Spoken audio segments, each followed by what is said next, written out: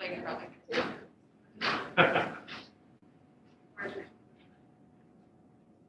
Alright.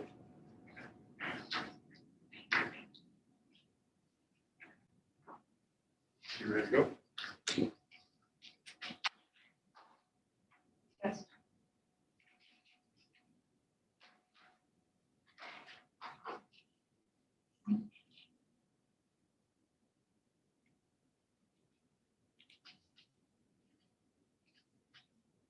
Good evening and welcome to the Murray City School District Board of Education School Board meeting.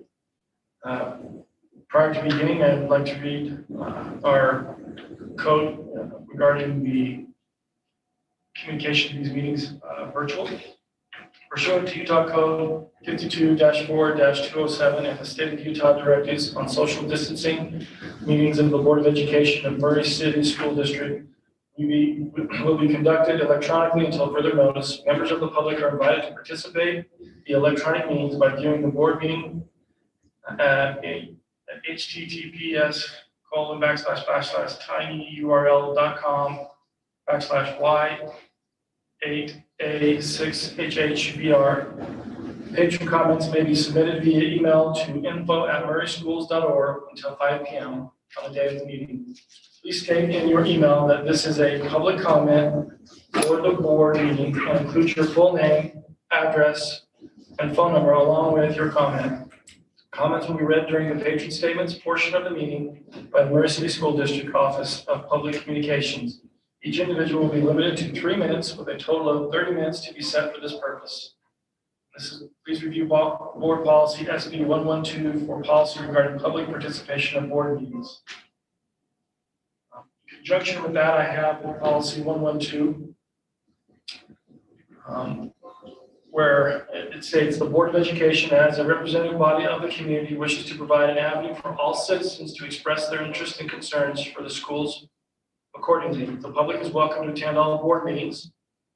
Board meetings are conducted for the purpose of carrying on business of schools and therefore are not public meetings, but meetings held in public.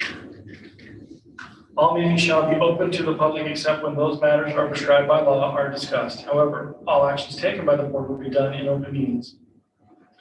At each scheduled meeting, time will be set on the agenda near the beginning of the meeting to permit the board to hear from Murray citizens who wish to take a statement.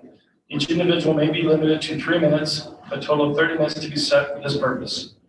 The Murray citizen may make this request by signing his name on the patron statement form posted on the table in the boardroom prior to 5 p.m. on the day of the meeting.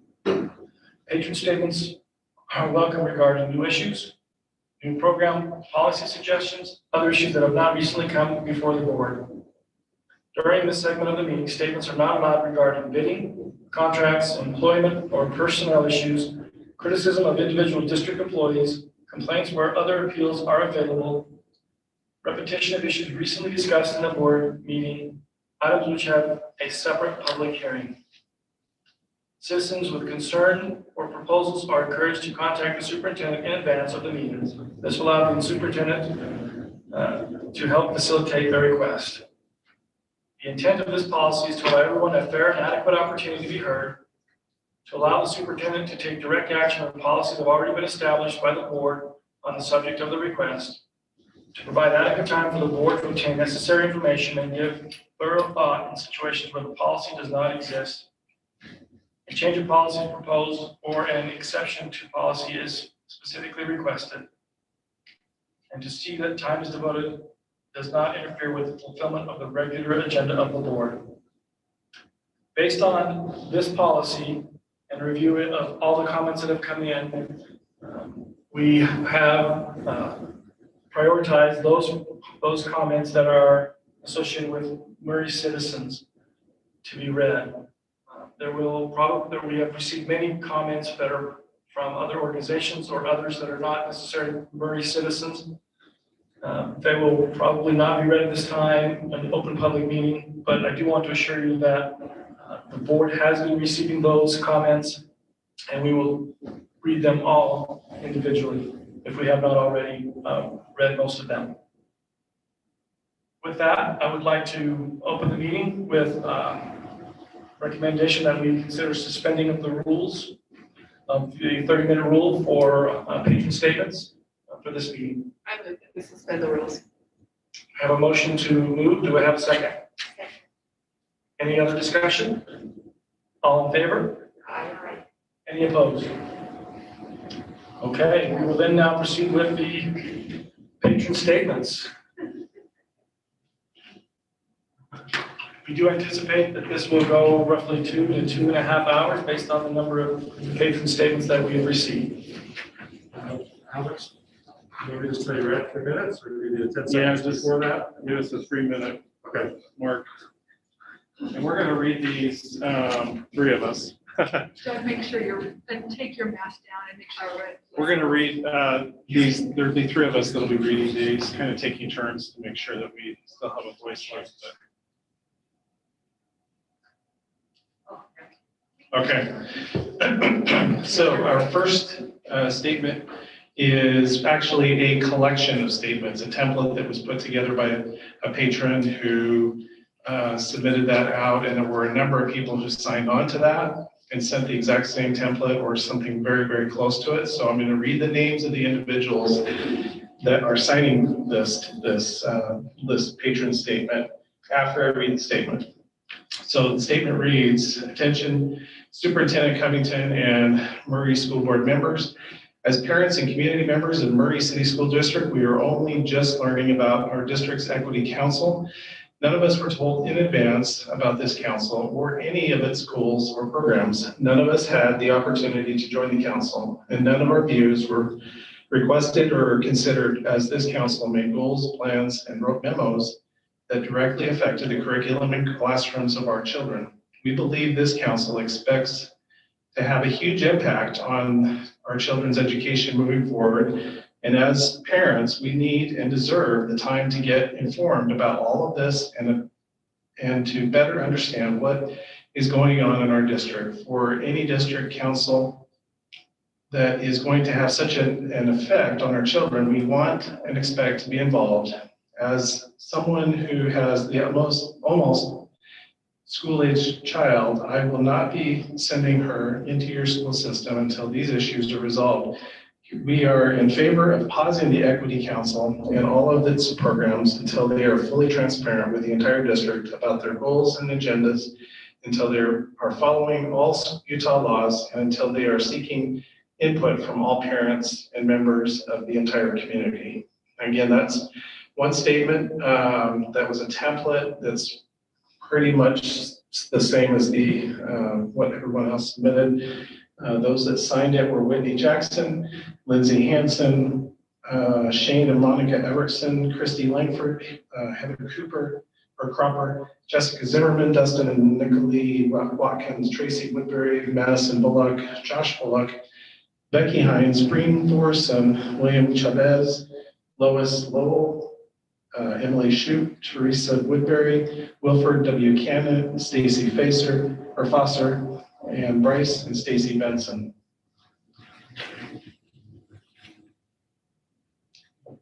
This is a public comment from Teresa Kuntz.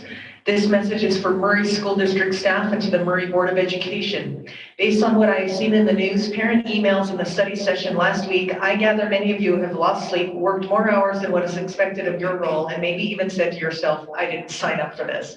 My family and I value the work you have done in providing information to the community, making a plan moving forward, and appreciate hearing in the study session that you are making decisions based on what is best for all of our children. Despite the challenges our school community has been faced with, I continually see it bounce back, and this makes me proud to be a Murray resident. Thank you.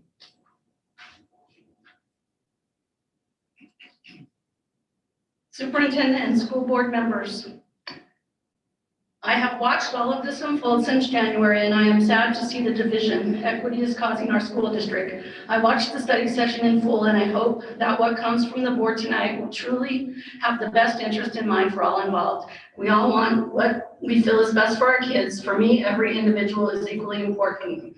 My concern has been and always will be that following the law with full transparency as to what is being taught to my children and honoring parental rights is a must.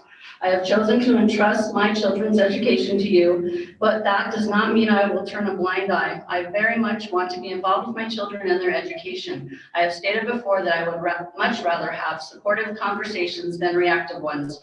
When my rights as a parent have been overstepped, it truly makes me feel powerless in a system that is meant to serve me, and no one should ever feel that way. Complete, honest, and full transparency is not just important for me as a parent, it is a safety net for everyone. Trust can build with communication. Relationships can crumble without it. Every child in Murray City School District is important, every single one. They all have a different story to tell, and each of those stories matter. Sincerely, Tori and Kyson Crowell. This statement comes from Isaac Bear. I am a parent of 6 children, all of whom have attended and or are still attending Murray schools. I have lived in Murray for 13 years. In the past, I believe that Murray schools have only allowed our students of color, our LGBTQ students, and students from other marginalized groups to be part of the school community as long as they assimilated into the dominant culture. Over the past year, I have seen that norm being changed. District leaders have begun to question the centering of whiteness, heterosexism, and class in our school community. This has been a very hopeful development as it begins to change Murray schools from places where students from marginalized groups are fighting to survive into places where they can thrive. Over the past couple of weeks, I have read and heard some extremely fearful and frankly hateful calls to oppose the positive change that Murray schools are undergoing. I urge the board to hold the line and to push back against those who are fighting against our movement toward inclusiveness and equity. This isn't just a difference of opinion. There is a right and a wrong in this conflict. 1954's Brown versus Board of Education gives us a clear example of what these kinds of fights look like down the road. I urge you to stand on the side of history, right side of history. This is a crucial moment for Murray schools. Let your legacy show that you stood with our most vulnerable students and championed a cause that would make Murray schools a better place for all students. This statement is from Brittany Powell.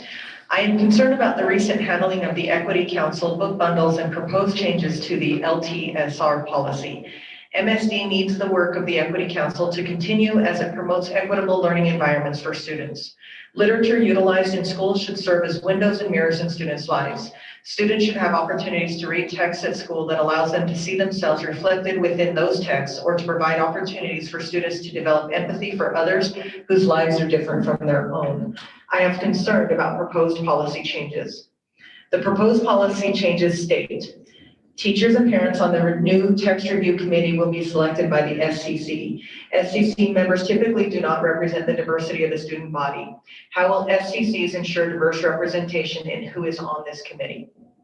Text must be high quality, research-based, and proven to be effective in supporting student learning. Who defines this? Will books by Dr. Seuss be considered to meet those standards? Doubtful, but Dr. Seuss likely will not be removed. This phrasing seems to be in place to allow the district to restrict texts some may deem controversial. Text should, quote, provide an objective and balanced viewpoint on the issues. This is concerning because, again, it seems as though this language allows the district to restrict texts some may deem controversial. What is meant by balanced? A balanced perspective can support voices of prejudice, which is unacceptable. Text should reflect the pluralistic character and culture of the American people and provide an accurate representation of diverse ethnic groups. Why are we focusing on the American people? Don't we want books reflecting people from around the world? Where do LGBTQ plus people fit in this description? Why has this text been removed from the original policy? This quote, the selection will help students better understand themselves and others in the world around them. Don't we still want that for students? My family is a family from the predominant culture of Utah. We teach that we can practice our own beliefs and still value all other human beings, and that our differences are beautiful and good. Please vote against proposed changes in the policy. They are not helpful or clarifying at best and have the potential to be harmful at worst.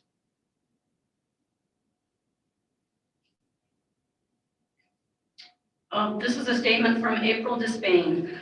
I understand I may have different values and opinions than some of you and some of my children's teachers and administrators. I have believed we could have differing views and still respect one another. I trusted my children's teachers and administrators, and I believe they respected me. I trusted the school board to respect and represent me as a parent. Now that trust is broken. I'm disappointed in Murray School District recently. The board meeting on February 25th added to my disappointment. Instead of discussing parents' legitimate concerns, your meeting served as a sales pitch for the district's equity programs. I was deceived by my child's teacher and Horizon administrators regarding the reading and discussion of Call Me Max and Julian is a Mermaid. They told me that yes, these books were part of the Equity Book Bundles program and were wonderful and developmentally appropriate for my child. They told me sexuality and gender was an equity topic for my child's class, and they did not need my consent to read about or discuss that topic with my child. They said this was acceptable without parental consent because of a November 23rd district memorandum. 2 weeks later, after they found out their memo did not legally cover them, that story changed completely. Then they began saying a student brought in Call Me Max. Then they said they originally hid the truth to protect the student's identity. No one asked for a student's identity. And one student's identity would never have needed to be shared to explain the book reading was a mistake. This is not a reasonable excuse for me to be deceived by my child's teacher and administrators. This broken trust has not been repaired. Is it excusable for teachers, administrators, and the district to deceive parents when we express concerns about their equity programs and memos? Do you understand critical race theory? Anti-racist refers to critical race theory. Anti-racist baby was in the equity program for my kindergartner. This book teaches my 5-year-old she is racist and needs to confess her racism because she has white skin. Do you believe my children are inherently racist because they were born with white skin? Do you believe my 5-year-old must confess her racism in order to make Murray schools equitable? These are serious issues related to equity that need to be openly addressed with all parents. April Spain. This one comes from Laurel Fetzer. I am writing you today with serious concern at the current push for equity in our school district. I personally have been involved as a parent in the Murray City School District for 20 years now. I have helped in every elementary classroom that I have had children in. That's 26 in total because we were gone for 1 year. I have also been involved in supporting students at Hillcrest Junior High, Murray High School for about 10 years now in many capacities. I've donated time, money, and resources to all these schools. I'm well aware of the many concerns that there are in our school district, the need for improvement in some of these schools. We have students from many different backgrounds and have many skin colors and talents and many other qualities that are different. I do think that we should be looking at how to bring more of these things we have in common into our schools rather than focusing on the qualities we cannot control. All of our students need to learn to be proficient in many arenas or areas in order to be independent citizens when they graduate. I totally support every effort to improve that proficiency and will support where I can. I'm hopeful that the focus of this on students' opportunities and parental and teacher rights will be maintained going forward. I express my gratitude to the Murray City School District board members and superintendent for taking time to look into this issue and create policy that will protect the opportunities of all students to succeed. We may need to allocate more resources to those who don't have them, and I can support that. I'm skeptical that others are trying to change all the systems which exist to support marginalized groups and turn on those who are not so marginalized. I will be diligently watching and protecting the systems that currently exist to help children succeed. All citizens of the United States are given equal opportunities under the Constitution of the United States. Equality of outcomes is not a given right. With freedoms comes the responsibility, and being able to make our own choices makes it so outcomes cannot be controlled. We need to make sure our schools are following the law and offering students the rights offered to them. This comment is from Justin Powell. I'm writing as a Murray resident and as a parent with children in the district. I find it disheartening that teachers do not have the autonomy to use materials that represent actual human beings within their community because a vocal but surely well-intentioned group find the existence of another group inappropriate to be talked about openly. By sharing materials that represent a diverse array of perspectives of the human experience, we expand a child's ability to empathize with others and evaluate different perspectives. That is the joy of reading, of learning, and being a human being, sharing this space with billions of others. To censor stories of real people in our immediate community is cruel to those individuals and sets up unrealistic expectations for students as they navigate the real world. Teachers must have protection to select materials that represent the students in their rooms, even if and especially when a mainstream way of thinking is challenged. That is the definition of a well-rounded education. To only allow certain ways of thinking to permeate a classroom discussion and only allow exposure to certain narratives is not only closed-minded, but it is boring, fundamentally anti-education, and paves the way for a society that doesn't know how to function with diversity of thought. It makes us susceptible to indoctrination. I expect my children to learn things at school that I don't teach them at home. I want their brains and hearts challenged and stretched. If parents are concerned that students will learn different things, values, or ideologies at school, and that frightens them, they need to work that out on their own. Watering down curriculum and the integrity of a well-rounded education should not be the result. When my child comes home and asks me about a topic from school that isn't in our norm, I embrace it as an opportunity to have a conversation with my child about that topic and help them refine the skill of having open and respectful discourse, even when it is not my adopted belief or in my existing knowledge system. I expect a growth mindset, not a fixed one. I encourage Murray City School District to broaden what is approved to be taught at schools and to make it clear so that educators and teachers can remain allies, not at odds with each other. This statement is from Jenny Baldwin, Superintendent Covington and Murray School Board members. When I first heard what books had been read in our district at Horizon Elementary, I immediately talked to my son, who was in 4th grade, age 9, asking if anything had been read or taught in his class. First of all, I should never ever have to question my child if sexuality is being taught without my consent. Secondly, he is already aware of transgender situations because I have talked to him about it. That's how and where sexuality should be taught, by the parents in the home. Frankly, what happened was against Utah code. Sexuality should not be discussed without parental permission. We can try to say a child brought the book in and that's freedom of speech, but I'm pretty sure if a student brought in a religious book or a rated R movie, they would have not been read or watched. That's also the topic of critical race theory. This is not based on facts and should be left to parents to teach in the home. Utah code states that parents are the primary educators, not the schools. It's our right as parents to decide when and what our children learn. There is so much going on right now and new things being introduced to be taught in classes. We need to focus on the curriculum. School is for facts. I'll say it again, school is for facts. It's not for opinions, politics, movements, or anything else people want to throw in there. I appreciate your time and hope you will think about the children and help us preserve their innocence and their childhood. Let them be kids. Thank you, Jenny Baldwin. This one is from Jason Lovell. Thank you, board, for your time and service. After watching your study session, it wasn't clear to me how Utah laws and the district book policy being revised applied to books and issues that just occurred at Horizon Elementary or one similar to it. With your access to people that understand the laws and policies, I think it would be very helpful if you went through the following situations and explained what laws and policies apply and what is the correct outcome, so it is clear parents know how current laws and policies interact with materials and subjects discussed at Horizon Elementary. Number one, if an elementary school child brings the book Call Me Max or another book on transgender issues to class and asks if it to be read in class in the future, how should this be handled? Number two, can a teacher ask their class to read Call Me Max or other books about transgender or sexual orientation issues as an assignment with or without asking for prior parental permission? Number three, after the board study session, I received a copy of Horizon Elementary's Second Steps in Equity Themes schedule. This listed Horizon's monthly themes for the school year. The October 2020 theme was empathy, sexuality, and gender, and the understanding of differences. Teachers selected different books related to this topic and used them in class without prior parental permission.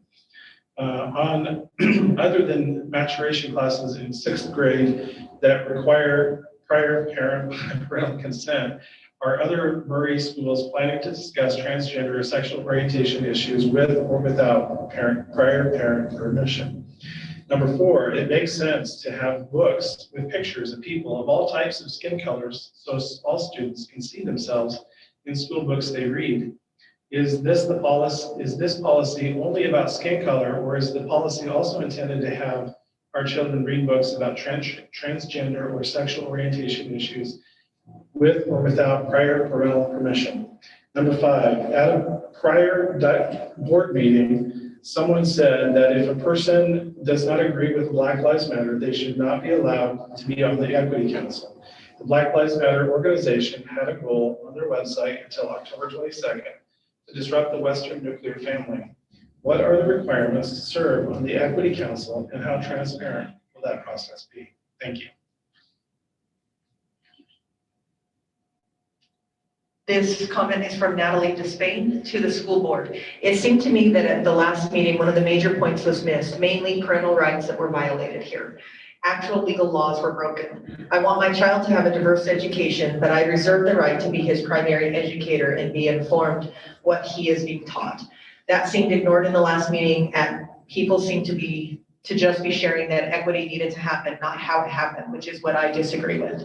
I also want these bundles to include children who are differently abled and only saw a book that was about learning disabilities. What about kids with hearing loss, cerebral palsy with no learning issues, or autism? It seems this is focused only on race and gender. Be truly inclusive and diverse, Natalie Spain.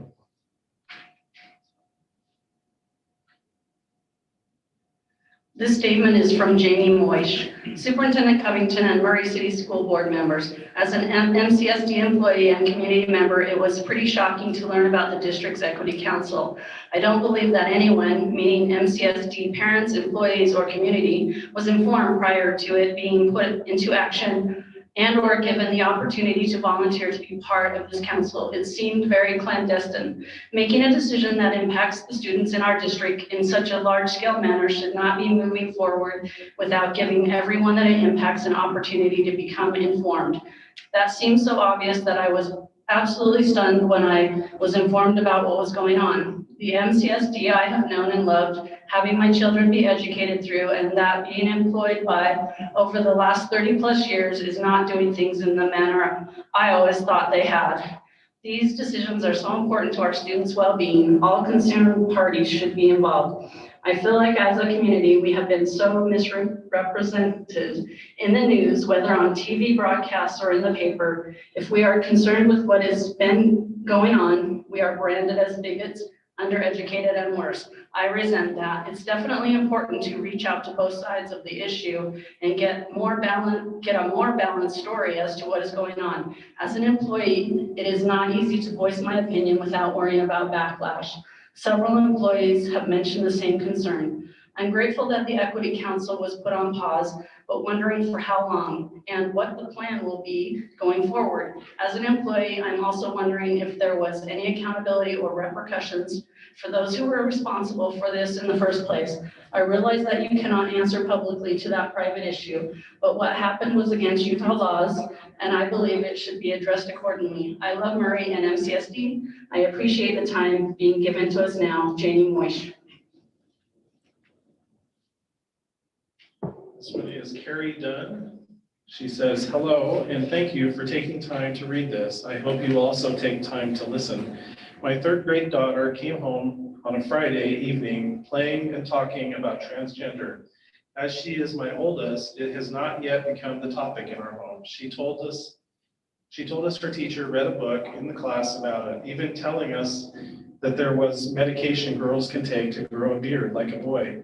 I am completely at a loss. How is it that I need to give my consent to her to watch The Grinch, but this is being taught in the classroom without even a simple notification.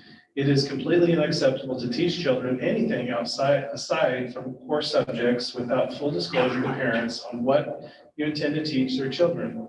We have a right to full transparency, and you have a responsibility to provide that to parents. Furthermore, the school administration was not honest about how the book came to be, and it is frustrating when you can't trust what is happening in your school, in your child's school and classroom. In our home, we teach inclusion, showing love, kindness, and respect to all individuals, those who are the same and those who are different. However, without complete transparency on what the Equity Council plans to teach my child, I cannot support it. No group or individual has the right to teach my child without the knowledge of their parent or guardian. These are our children, and these should be our decisions. This comment is from Bernadette Chavez. Superintendent Covington and school board members, I as a parent have become more concerned about what is being taught and how the rights of parents are being disregarded as I learn more about the events in the past few weeks in Murray. This equity committee was created, yet not many parents even knew of its existence until the recent issues. My understanding is that this committee is to help with diversity, yet it is not truly diverse in and of itself. Why are there not individuals from different races and ethnic backgrounds? How can you claim or state that this committee is representing diversity if it is not diverse? Why has there not been more communication? Why were parents not invited to join? What is the goal and agenda? Who is approving the books? There needs to be kindness and tolerance and equal opportunities for all individuals, but I believe there should be transparency and understanding for all who are affected. Parents have the right to know what their children are being taught and exposed to, especially when it comes to sensitive content and sexuality. School is a place where ABCs and 1, 2, 3 should be taught. I am not naive. I understand there are many topics that arise in school that need to be addressed, but individually. I'm grateful for leaders and counselors that love our students and do everything possible to help them be successful and healthy, both mentally and physically. Introducing some of these topics at a young age can cause more confusion than provide solutions to some children. If these questions and concerns come up, the individual family with the counselor should assist and help with the resources available. Schools should teach inclusiveness, and there should be no tolerance for bullying. Our school is a great example of teaching kindness. Moving forward, there needs to be more parental involvement and transparency. Parents have a right to know what their children are learning, especially regarding human sexuality. This Equity Council and all of its programs should be placed on hold until they are fully transparent with the entire district about their goals and agendas, are following all of Utah's laws, and until they are seeking input from all parents and members of the entire community. Parents need a voice, need to be informed, and have a choice.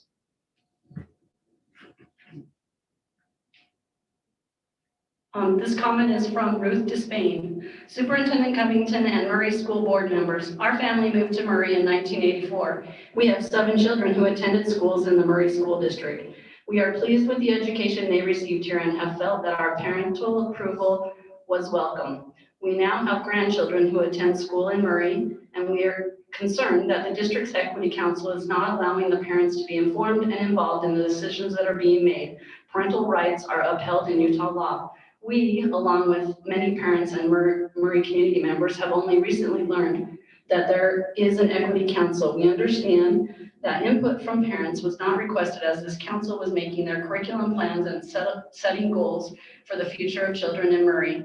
With understanding that the Equity Council can have a great impact on education and future of our grandchildren, we support the pausing of the Equity Council and all of its programs until the council is following Utah laws, allowing total transparency and seeking parental and community involvement in its goals and agendas. Sincerely, Ruth Spain.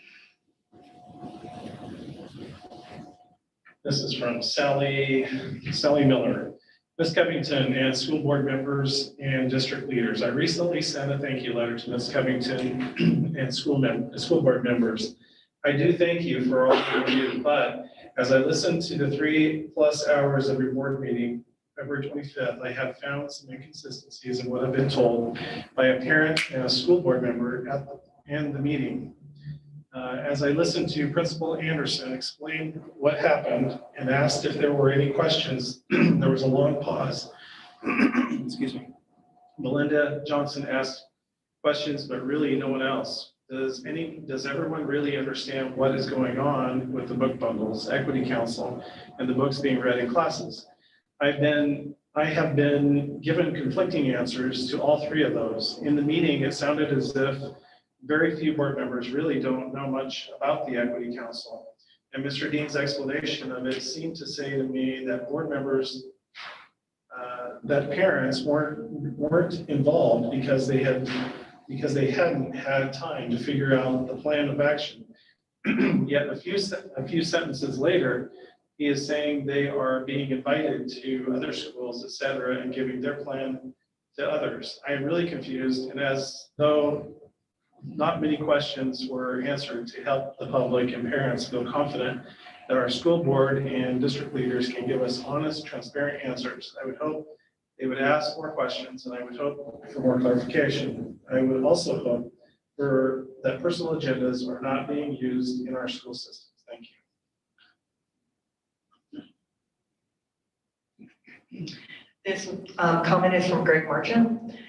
Last week's study session demonstrated the district's dedication to pushing an agenda while mischaracterizing parents' concerns. We've trusted too much and questioned too little. We are not promoting censorship or questioning teaching abilities. We are not against equality or children seeing themselves in literature. We're not against Black History Month. Because the board failed to address our actual concerns, we are addressing some now. Parents were told in emails for 2 weeks that Julian is a mermaid and Call Me Max were approved by the district and included in the bundle. If Call Me Max was an isolated mistake, why did students read and do an assignment on Julian just days prior? Julian and Max go hand in hand. Why is this question ignored every time it's asked? Parents never sought any student's identity, so the privacy defense is phony. Does your view of equity include teaching critical race theory to kindergartners through bookless selections such as Anti-Racist Baby that tell 5-year-olds there's no neutrality and they must confess their racism? Horizon administration calls this book wonderful and developmentally appropriate. Do you agree? The November 23rd memo violates Utah code stating that political doctrine may not be taught in schools. BLM's website calls itself a political will organization, yet BLM signs and books are now approved while other political materials are prohibited. Darren Dean said that Equity Council never intended to exclude parents. At what point since 2019 was the intention to include more than a few handpicked parents? Your stated goal is to remove barriers in implementing an equity agenda. Were parents the first barrier the district removed when unilaterally injecting critical race and gender queer ideology into classrooms? Stereotyping by identity groups is divisive and perpetuates the problem. We can celebrate differences without creating category-based victims and doubling down on victimhood through intersectionality. Focusing on common identities unites. Hyper-focusing on differences divides. Renowned psychiatrist Sven Roman finds no scientific support for gender-corrective treatment to reduce the risk of suicide. Darren Dean said the Equity Council wasn't involved with professional development or equity bundles. Equity Council meeting minutes say otherwise, and their recent presentation to the Pride Center bragged that professional development and book bundles were among their major successes. Utah law requires schools to support and assist parents. You've radically changed our children's education without our input. Instead of supporting and assisting parents, we've been undermined.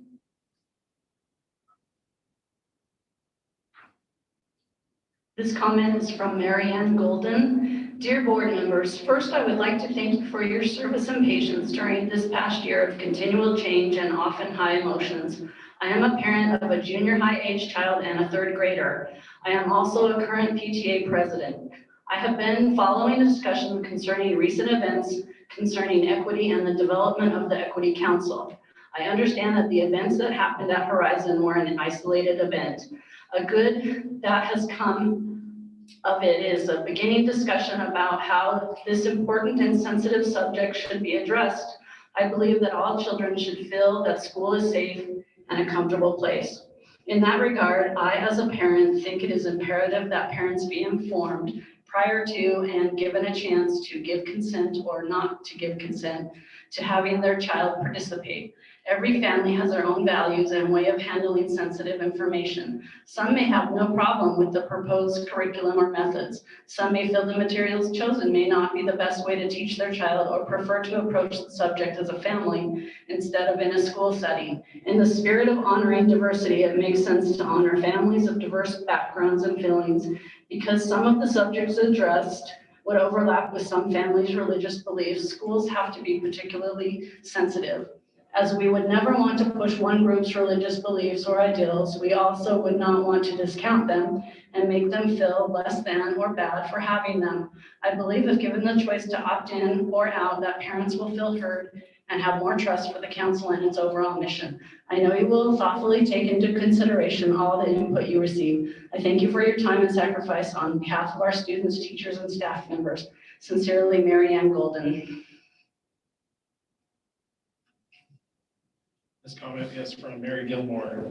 Attention Superintendent Covington and school board members. My daughter is in 3rd grade in the Murray City School District, and her good friend was in the 3rd grade class where the book Call Me Max and Julian is a Mermaid were read and discussed without parent consent.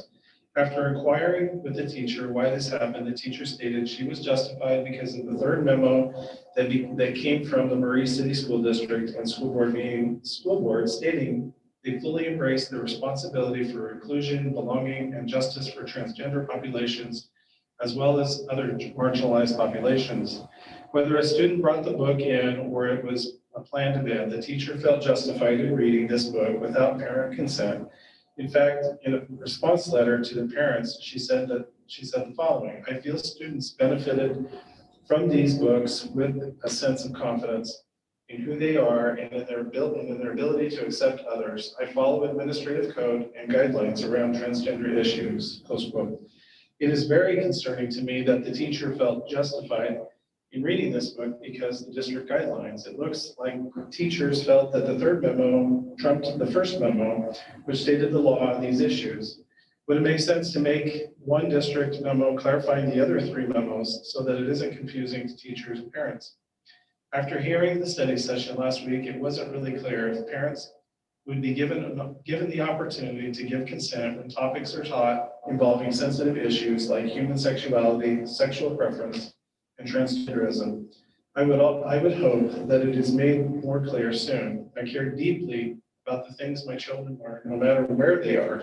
It is my opportunity and responsibility as a parent to teach my children these sensitive issues, as well as my right to decide when is the age appropriate to address equity issues, including human sexuality. It breaks my heart that 3rd graders at Horizon were exposed to this topic without any intention to notify parents. I plead with you to consider the rights of all people as you make district memos and to stress the importance of being transparent and require parent consent before these sensitive issues are discussed in schools.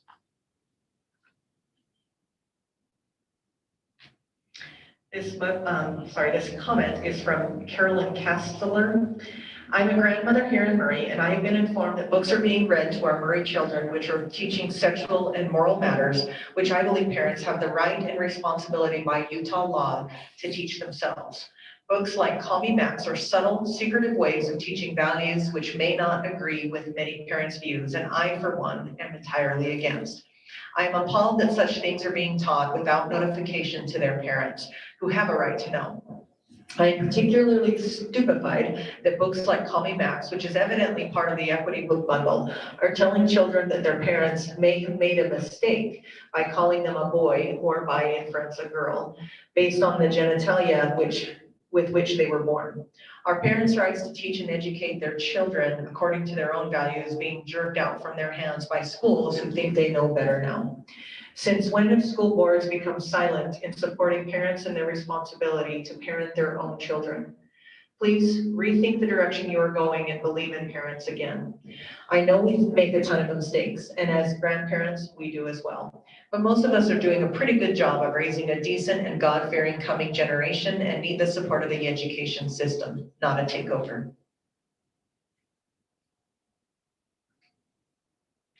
This comment is from Tony Spain. Superintendent Covington and Murray School Board members. I am a parent with 5 children in the Murray School District. I am on the verge of pulling them pulling all of them and putting them in other schools based on how parents have been treated in our district recently. The Equity Council has had more influence and power than they should, and no one has kept them in check.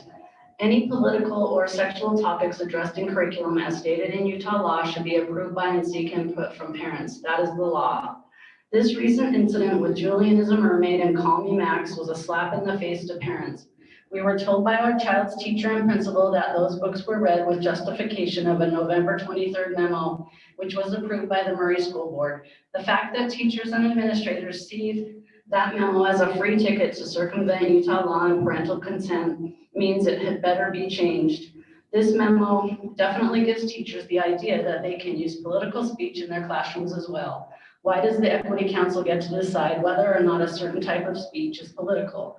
Why do they have so much power? The term anti-racist refers to critical race theory.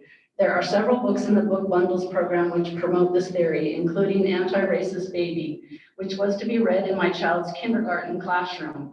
This divisive theory teaches my children they are oppressors simply because of the color of their skin. Do you believe that my children should feel ashamed of themselves because of their skin color? If so, that is racist. This clearly shouldn't have been allowed, let alone put in a kindergarten curriculum without parental consent. I'm in favor of pausing the Equity Council and all its programs until they are fully transparent with the entire district about their goals and agendas, until they are following all Utah laws, and until they are seeking input from all parents and members of the entire community. Let's not focus on our differences, let's focus on what unites us. Everyone deserves a seat at the table and everyone should have a voice. We are Murray, every one of us. Sincerely, Shawna Spain.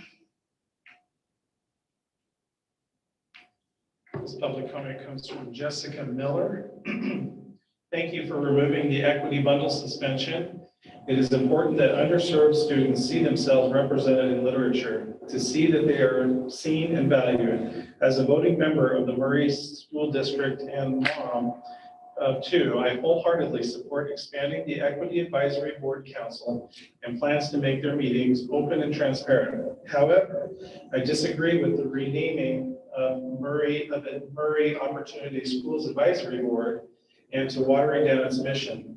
Using the word opportunity and language such as for all students ignores the bottom line that equity is what matters. All students do not have the same resources or same privileges and advantages.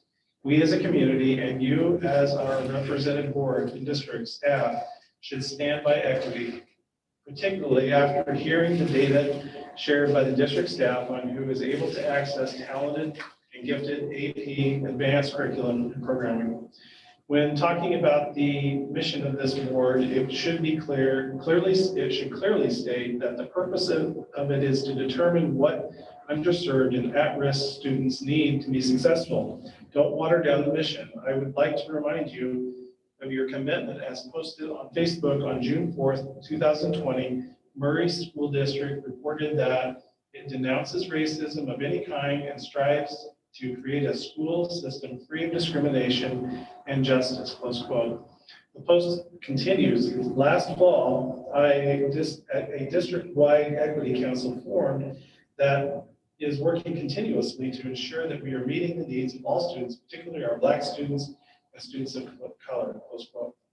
In the post, the district promises to continue to teach and advocate for more inclusive curriculum, procure more literary resources from authors of color, establish policies and practices that do not perpetuate harm, provide anti-bias training, resources, and instruction to educators, improve efforts to ensure our staff, curriculum, and instruction reflect the communities we serve.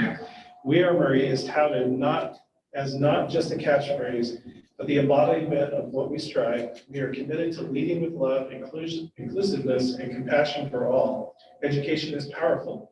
We must continue challenging ourselves, students, and each other to examine our shared uncomfortable history, stand by that, reinstate the Equity Advisory Council, expand it by all means, make meetings public. Doing so ensures that We Are Murray is more than just a catchphrase. Get the spectacles.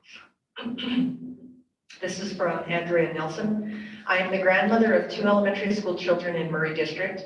I have also had 6 children attend I'm the grandmother of 2 elementary school children in Murray District. I also have had 6 children attend Murray schools, one of whom is gay. I am concerned about the lack of transparency to parents in Murray School District with regards to the Equity Council and the Equity Book Bundles, and that parents were not offered a voice in the discussions regarding the Equity Council's intentions. I believe that there are certain discussions that should be initiated at home rather than in an elementary school classroom. Gender fluidity is one of those discussions. I believe that parents should be given full disclosure about sensitive, non-academic discussions taking place in their children's classrooms, as well as books pertaining to these discussions before these books are read or discussed. I was also disappointed to learn that the issues brought up by concerned parents were misrepresented by the media based on what the district told them about one book being read in a Horizon classroom that had allegedly been brought in by a student. This book is clearly on the Equity Council's book list for Horizon Elementary, and the district should have taken responsibility for that fact. As the parent of a gay son, I am supportive of my grandchildren being taught inclusivity and acceptance for all people, but not in ways that have the potential to cause them confusion about their identity at such a young age, and not without parental permission. I also strongly believe that putting posters of marginalized groups in a classroom will only serve to further marginalize and segregate those groups. If your goal is to truly unify the students in Murray District, posters that group people will not serve this purpose. I believe that a transparent equity council that includes the voices of the parents whom you serve would be more beneficial than one that only includes the voices of marginalized individuals and/or their parents. Let your parents speak without the threat of being labeled as racist or prejudiced. Please listen to all sides of the issues you would like introduced and discussed in your children's classrooms. An equity council is wonderful as long as it is truly equitable to all the groups of people concerned.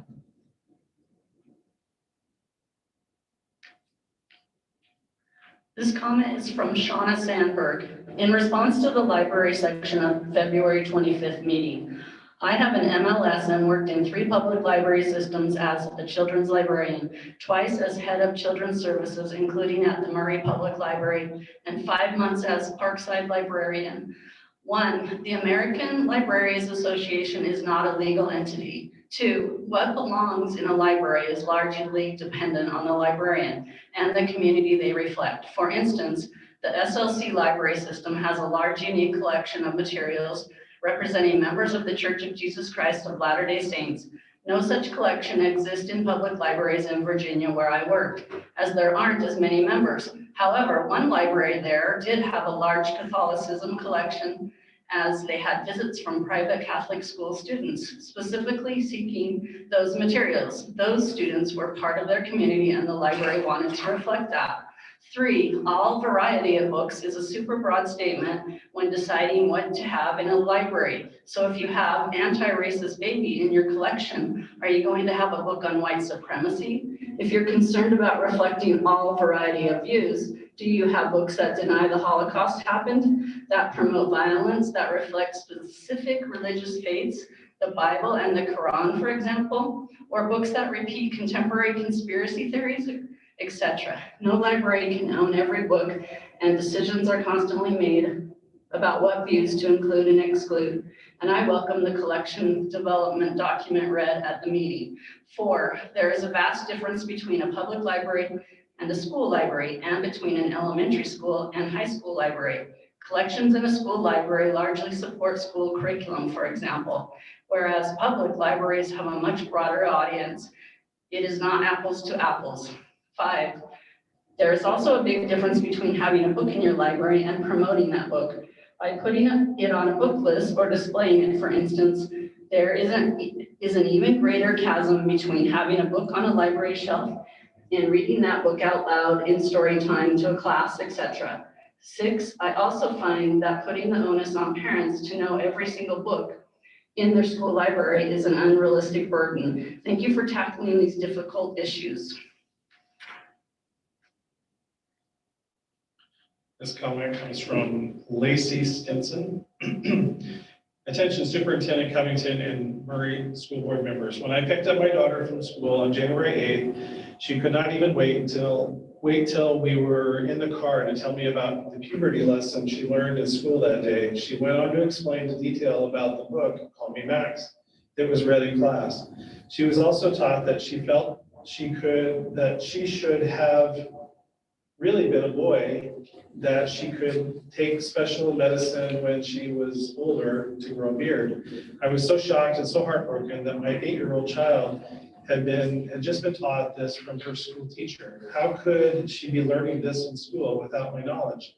These children haven't even had the maturation program yet, and here the teacher is telling them they can change their body to be a different gender.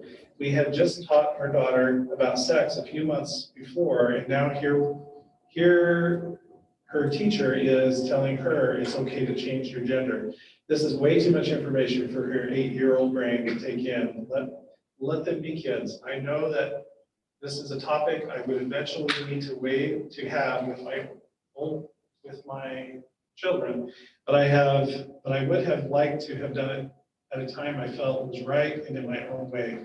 When I contacted the teacher and principal, they never mentioned that the student brought the book in. I do not believe that the student brought the book in. Why wouldn't they have told me that from the very beginning? Are students even allowed to bring in books to read with COVID going on? Even if a student did bring the book in, why would the teacher have read it to the class before reading it to herself? What about the book that was read 2 days before, Julian is a Mermaid? These are not books I would approve to be read to my daughter at school. Why are parents only just learning about our district's equity council? None of us were told in advance about the council or any of its goals and programs. None of us had the opportunity to join the council, and none of our views were requested or considered as this council made goals, plans, and wrote memos that directly affected the curriculum classrooms of our children. We believe this council expects to have a huge impact on our children's education moving forward, and as parents, we need and deserve the time to get informed about all of this and to better understand what is going on in our district. For any district council that is going to have such an effect on our children, we want and expect to be involved.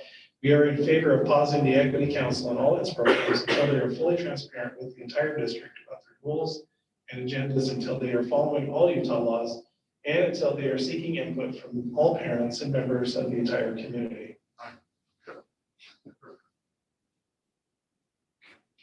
This comment is from Clark Bullen. Superintendent Covington and Murray board members, I've got to be honest, I am confused as to what has happened and what is planned, how it came to be, and the purpose of the Equity Council. I think there is a lot of confusion and misinformation surrounding the whole thing. I have friends and I've heard lots on both sides. I have kids who attend McMillan and Hillcrest. I believe the intent is good and there will be some good initiatives, but I think it needs a bit of a reset and community clarification. Otherwise, there will probably continue to be a lot of opposition. I'm in favor of pausing the Equity Council and all of its programs and efforts until the school board is able to determine its goals, agenda, and directive in accordance with state law and is able to make those transparent with parents in the district. I would like to see the school board seek input from parents and members of the community.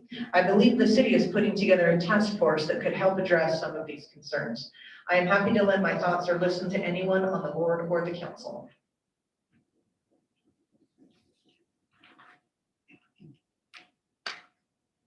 This comment is from Ashley Paulson Cook. Dear board members, I'm submitting a comment I hope will be read and considered during the March 4th Murray School Board meeting regarding the controversy surrounding the equity book bundles in schools.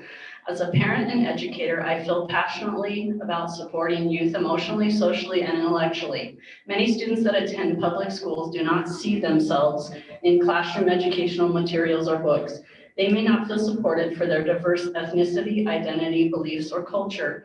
Students who identify outside the accepted mainstream culture are often bullied, as well as significantly higher rates of self-harm, mental health conditions, and death by suicide. Students within the dominant culture do not receive the benefit of learning about the richness of our diverse community, city, country, and world. Equity books are one small piece of the larger effort to build both empathy and support for all students, but especially for students with marginalized and underrepresented underrepresented communities. Allowing teachers to use the equity book bundles in their classrooms only increases teachers' ability and efficacy in doing this important work. Sincerely, Ashley Paulson Cook.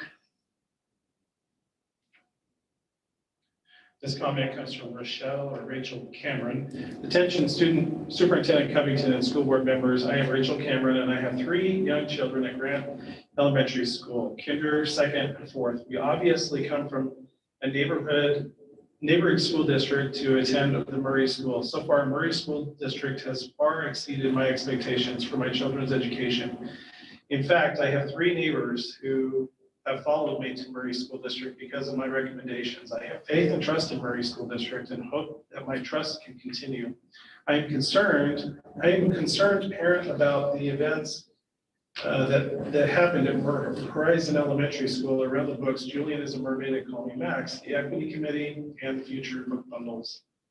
I have been gathering information, studying emails, news stories, and trying to find the truth about the events that transpired at Horizon Elementary School on January 6th through the 8th. So far, from my information I have received, I do not support the Equity Committee and book bundles where it stands today. I have read these books and I am appalled that any teacher would think that these books are age appropriate for children who have not even had the maturation program.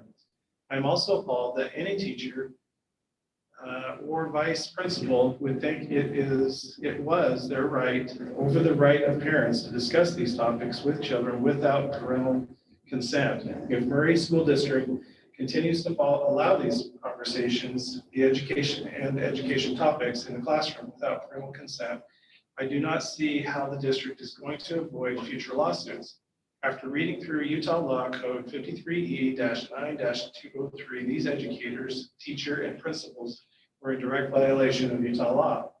As far as my opinion of the Equity Committee, I feel like this committee is trying to push a social popular agendas on all students, regardless of what their future outcome or personal preference of families may be. I do believe there is a place in the district for an equity committee to serve students that may need these services. I do believe this committee has not been transparent with parents and their topics that they are trying to introduce to students. It appears as a community member and parent that the equity committee is sneaking items past approval to seek their own personal agenda. If this committee is to continue in the future, they need to be transparent, honest, and follow Utah law. Every parent deserves to consent in their minor children and to make the best decisions for their own child. I work in healthcare and can't do anything without consent, or we are in violation of the law and are practicing out of our scope of practice. I would expect the equity committee to be as transparent as sending out meeting minutes. Time.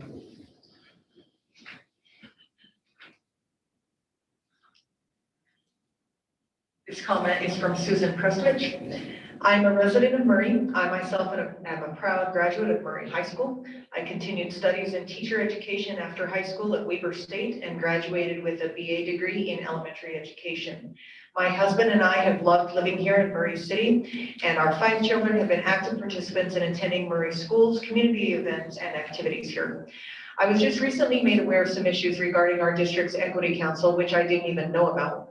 I believe as parents and citizens of this community, we have a full right to know and be aware of what is going on, especially in regard to the teaching of our children in the public classrooms.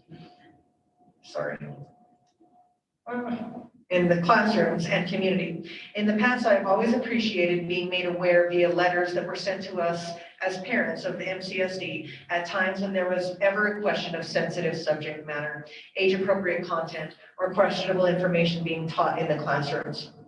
Whenever a book was being read as a class that included questionable content, I was always made aware and offered alternate choices as a parent of students here. I've always supported the cultural awareness, civility, and common courtesy that our community has strived to uphold. I care deeply about the education of our children and feel that parent awareness and involvement in the learning process is critical in the building of unity, trust, and support in one's community. Please uphold the continued strength of personal respect, integrity, and responsibility for our community by keeping open lines of communication, awareness, and notifications to parents regarding such sensitive topics. I highly support and request the continuance of required parental consent before highly sensitive issues are discussed in the classrooms of our schools.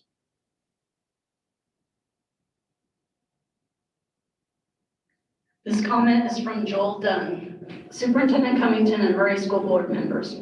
I am troubled that I am only just learning about our district's Equity Council. I am deeply troubled to learn of the special attention paid to ensure only select viewpoints and special interests were present or allowed.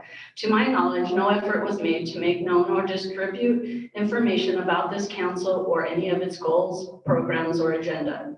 To my knowledge, no general solicitation or ask was made to encourage varied views of diverse parental input for this council. I know my views or opinions were not requested or considered, as this council wrote memos and made goals and plans to push their agenda to influence and affect the curriculum for my child. I believe this council expects to have power and a huge impact on my child's education moving forward. As a parent, I need and deserve the courtesy to be informed and to better understand what is going on in the district where my child is enrolled. For any district council that is going to have such an effect on my child's education, I want and expect to be given the opportunity to be involved and to participate in healthy, diverse debate. I am in favor of pausing and disbanding the Equity Council in its current form and all its programs until it can be reworked as fully transparent with the entire district about goals, plans, and agendas. I demand that it cease until it is following all Utah laws and desist until it is seeking input and approval from all parents and members of the entire community and not just a narrow subset of like-minded individuals. As it has stated by its own accord, and I paraphrase, it better check itself before it wrecks itself. Sincerely, Joel Dunn. This comment comes from Chantel Harmon. I support the equity book bundles being used by teachers in the classroom. Equity book bundles were originally implemented to be an educational tool used by educators to increase empathy and awareness for ethically diverse members of the LGBTQ community and students that identify outside the mainstream dominant culture. The original intent of the book bundles haven't changed. This is important to me, my family, and the community. Thank you.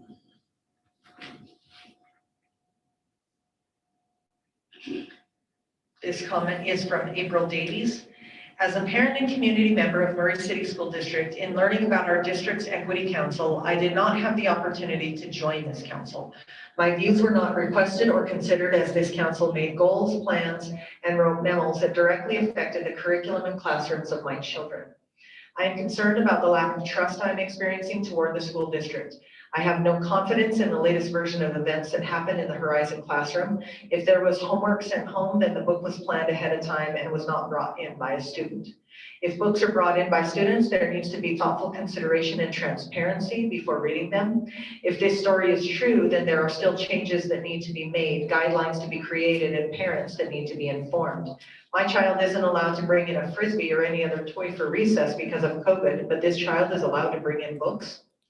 In my immediate and extended family, we have different races, religions, and alternative lifestyles. We value each other as equals. I want my children to be accepting and respectful of all people.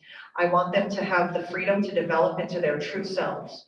If they come to me as developing adults and say that they feel the need to live an alternative lifestyle, I will be supportive because ideally this will have come from themselves and not from others pushing ideas on them. I will always support my children in who they feel they are. I will not support others in teaching them who they are. This needs to come from within the child, not from books and people pushing an agenda. I am also concerned about how the Horizon PTA meeting on February 11th was handled. The principal should have started the meeting by welcoming all viewpoints and comments.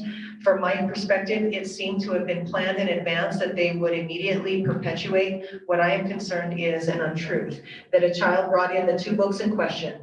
It was then pointed out that we need to be kind for the sake of the child. And it was hinted at that if we disagreed with the content of the books or how it was handled, then we are being inherently unkind. This was an effective and sneaky way to stop any discussion or questions from the parents who are uncomfortable with the Equity Council. I believe this council expects to have a huge impact on our children's education moving forward. And as parents, we need and deserve the time to get informed about all of this and to better understand what is going on in our district. For any district council that is going to have such an effect on our children, I want and expect to be involved. I'm in favor of pausing the Equity Council and all its programs until they are fully transparent with the entire district about their goals and agendas, until they are following all Utah laws, and until they are seeking input from all parents and members of the entire community.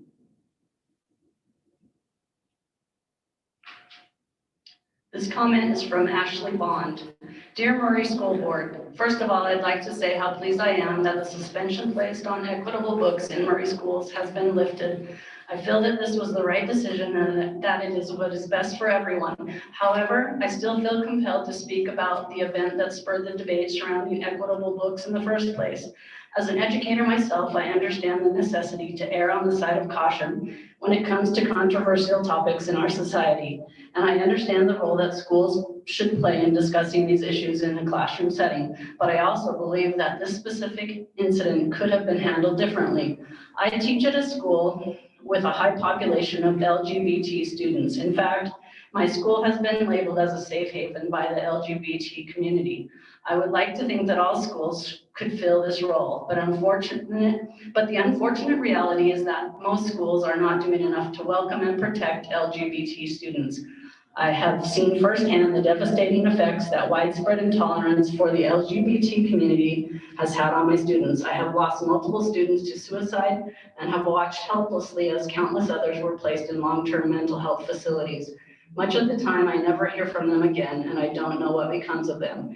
Even those that stay in my classroom suffer from anxiety, depression, and other health problems that make it very difficult for them to be successful in school. These are some of the kindest, most amazing young people I've ever worked with. They deserve better than to be pushed aside. Incidents like the one that happened in that Murray classroom only further alienate LGBT students and place them at higher risk for bullying, suicide, and/or dropping out of school altogether. By placing a suspension on most equitable books in Murray school libraries, you have effectively sent the message that the rights and feelings of LGBT students in Murray schools don't matter. In addition to my experiences with LGBT youth, I'm also a parent of a biracial child, and I'm learning about how to deal with racism for the first time. I don't have the resources that I need to help my daughter defend herself against racism and intolerance, sometimes from members of her own family.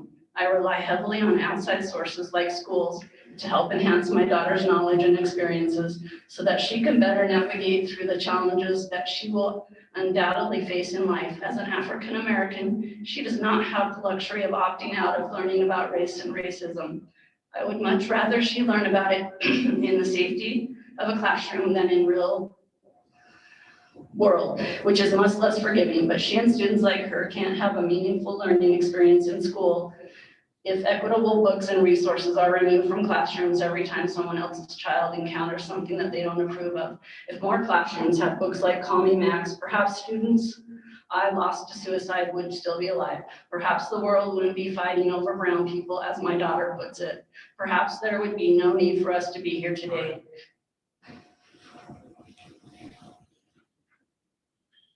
This comes from Gavin Reynolds. He says, hello fellow Murray citizens. I am Gavin Reynolds, a junior at Murray High School. I am the current president of Murray High's Queer Straight Alliance at QSA. I, along with other Murray High School students, are outraged that the policies that allow us to see diversity, like the Diverse Book Program, have even come into question. These programs allow us to see people beyond ourselves, and without them, we will not be able to see important leaders from our communities, like Frederick Douglass, Harvey Milk, and Susan B. Anthony. The students and teachers in Murray schools need a voice in the policies that will directly affect them. If the parents in every school district always got their way, schools would still be segregated. Diversity is not a negative, but a positive. allowing students to experience and see diversity educates us on issues that we will face in the real world. These schools are supposed to prepare us for the real world, allow us to see what the real world is like. Diversity in schools literature exposes students to what the real world is like, a diverse place where no two people are the same.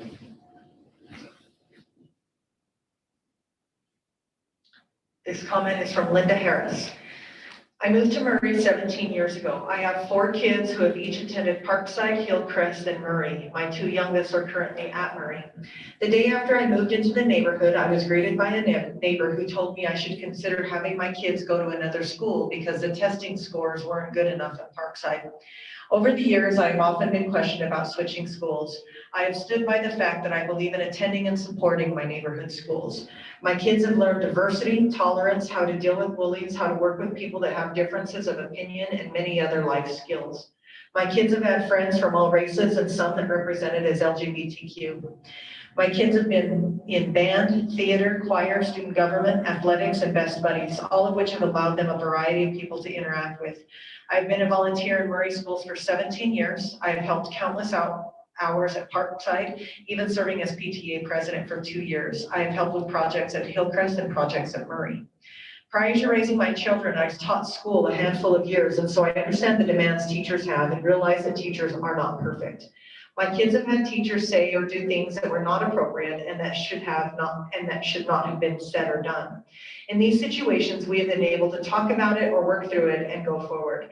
Sometimes the only way to go forward was to recognize that the comment was something that represented the teacher's personal opinions, but it did not represent the curriculum or the school or the district. My kids have been subjected to study and testing programs aimed at improving the letter grade of the school, which caused enhanced activities such as violin programs, field trips, and plays to be cut in order to accommodate the demand to improve the school as a whole. My kids are all good students, and so at times this was disappointing, but I realized that it was a necessary step to improve the school as a whole. At this time, I am very troubled by what I'm hearing is happening regarding equity. I am concerned that the initial mistake, reading a book not approved, that started this whole uncovering was not addressed respectfully and appropriately with parents. I am concerned that it appears to be a representation of what is going on in the school district or of what is to come. I am concerned that in an effort to promote equity, what is really happening is favoritism to marginalized groups. I'm concerned that political statements and agendas are being allowed. I'm concerned that sexuality and gender is a topic of discussion where and when it should not be. I'm concerned that these curriculum changes to end systemic racism will not improve and unite the schools as a whole, but rather cause further segregation. What happened to teaching that every student is different and unique and that makes us all interesting and special? I hope to see the email of November 23rd revisited and the Equity Council revisited with fair representation and transparency regarding their agendas and curriculum. I hope to continue to be able to say I stand by my local neighborhood school.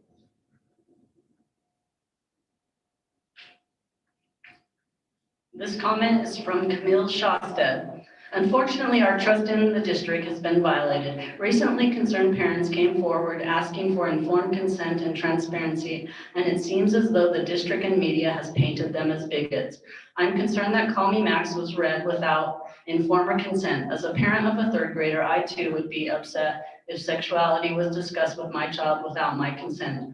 The district sent out messages calling this an isolated event, but communication from the vice principal and teachers suggests otherwise. Why did Dr. Jobe include Max as part of a comprehensive list emailed to parents if it was an isolated incident? Why is Julian is a Mermaid also included on this list? Why does the class schedule list sexuality and gender as a topic? In response to parents, why didn't the teacher say it was an isolated experience and instead say students benefited from the books and conversations and implied permission to read them via the district's memo? To many parents, this simply doesn't add up. The first step of reestablishing trust would be for the district to be truthful as to how these books ended up in the classroom and why sexuality and gender were deemed appropriate topics for 3rd graders without parental inform or consent. Parents have been left in the dark on the formation of the Equity Council and its purpose and goals. These are our children. We want to be involved with what these decisions look like. We do not discriminate against anyone based on race, culture, sexual orientation, or religion. We want love and inclusiveness for all. We do not want our children to be taught that if they are inherently racist or oppressors simply because they are Caucasian. For that reason, I was unhappy to see anti-racist baby slated for kindergarten. I don't want my kindergarten age son to be given a message that he needs to confess his racism. He's 6 and loves his peers from all backgrounds. Why are we perpetuating racism rather than making all feel loved and welcome regardless of differences? I'm also saddened to hear of political signs displays in our schools. They are inappropriate in a school setting. Children should never know the political bias of their educators. Thank you for pausing this program until the district can be completely transparent with curriculum goals and purposes. Thank you, Camille Shawstead. This comment is from at least 8. Greetings. I was made aware that you will be meeting tonight to discuss the direction of the Equity Committee. As a parent of a child at Parkside Elementary, I am grateful for the opportunity we have for our children to be part of Murray City School District. I have nothing but good things to say over this past year and a half and how you've handled my child's education during this pandemic. Thank you. I am writing because I have my concern with what this Equity Committee could become. First and foremost, I respect, value, and want each school to be a safe place for our children. I understand that the demographics, culture, religion, etc. of backgrounds is diverse. It is important to me that each child feels safe, accepted, and have the ability to learn and grow. My concern is that the committee can turn into something that drives political agendas. I want my children to be aware and understand that other children and their upbringing and what they believe is different than theirs. I also am teaching my children that no matter the differences, we love and accept and treat everyone with kindness. As you are discussing this tonight, please know that the community wants inclusion, safe places, but also wanted to ensure values that the rights of families and the rights of families. We also want complete transparency and communication as to what is being taught and introduced into our children. I appreciate all you do. Murray and our education system really is the best. I am grateful for all those ensuring that the concerns of the community and parents are discussed thoroughly.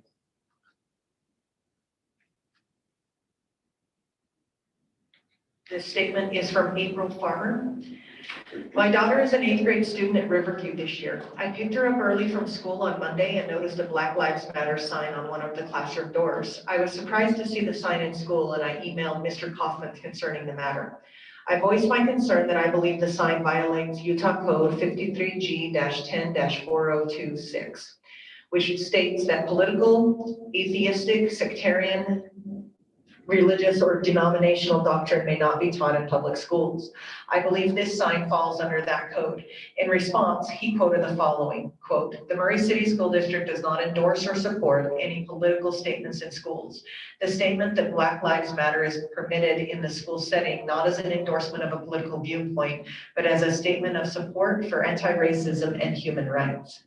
I disagree with this statement. Racism is not exclusive to one race. Of course, Black Lives Matter. And if we are to support human rights and strive to not be racist, I believe this should include all races and all humans. Human rights are not just rights for one race. If we are to pledge support for human rights, we must include every race. For example, Hispanic lives matter, Asian lives matter, Pacific Islander rights matter, Native American lives matter, and yes, even white lives matter. We should want all students and all races to feel safe in our schools. I have friends and family members of many races and ethnicities, and I assure you they would not oppose me in saying that all lives matter.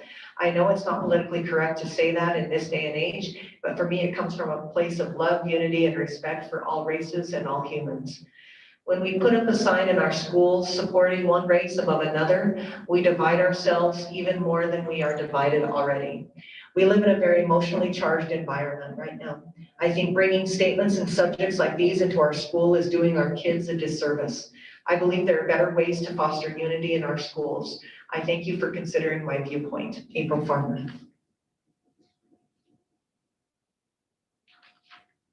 This comment is from Brooke Stevens. Utah Code prevents schools from teaching controversial materials. I'm going to read a list of statements that may be considered controversial. I would like to suggest that students be equipped with a controversy conversation card such that when a teacher teaches one of the following comments, the students may raise their card and read the opposite view so that students in the class are not being indoctrinated but are aware of other viewpoints. Here are some statements. Transgenderism is something to be discussed only at home with parents. Transgenderism is something to be discussed in school. In order for parents to have discussions at home with their children, schools should notify parents when the school receives a request that a classmate's trans identification be made public in the classroom without identifying the trans identified child. Everyone gets to choose which pronouns work for them regardless of biological reality. Pronouns should be based on biological reality. Requiring students or staff to speak what is biologically inaccurate fosters confusion and engenders anxiety about possible consequences of mistakes. If a student or his or her parents request that a student be called by a name indicating a transgender identity, staff may politely respond that they cannot do so unless and until the name is legally changed by court order and in school records. Teachers, school staff, and peers should use whichever name a student requests. Schools should keep a student's gender dysphoria from parents. Feelings and behaviors are more important indicators of identity than is the physical body. Schools should be stocked with, and teachers should be allowed to read to their class transgender-themed children's books. Students may not be required to use words or express agreement with statements that are not scientifically approvable because they have a right to free speech. Teachers may not be required to use words or express agreement with statements that are not scientifically proven because they have a right to free speech. Parents and medical professionals should encourage an anorexic child to lose weight when she insists she is overweight. It is most loving to affirm a child's gender dysphoria when support for social and/or medical transitioning. It is most loving to adopt a watch and wait approach of a child's gender dysphoria, as most cases of gender dysphoria resolve by. It is most loving to empower children to transcend stereotypes without rejecting their sex.